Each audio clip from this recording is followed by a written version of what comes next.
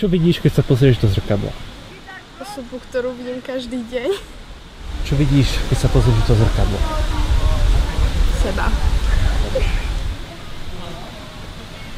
Vidím človeka, ktorý sa možno snaží niečo dokázať, ale sa snaží, aj keď mu niečo nejde.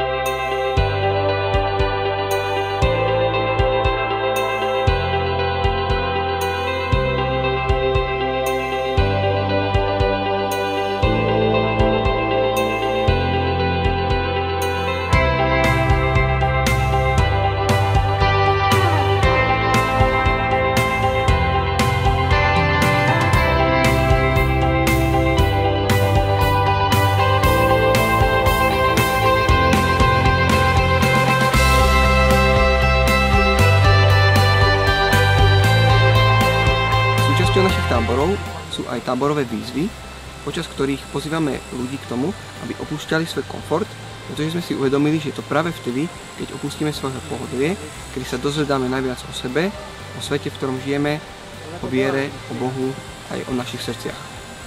Počas dnešného dňa sme pozvali mládežníkov k tomu, aby prijali výzvu odísť do lesa alebo na určené miesto a prečítať si list, ktorý im bol adresovaný, ktorý ich mal podnetiť k tomu, aby premýšľali o tom, prečo sa ocitli na tomto svete a na tomto tábore. Na túto výzvu sa prihlásilo 18 táborníkov.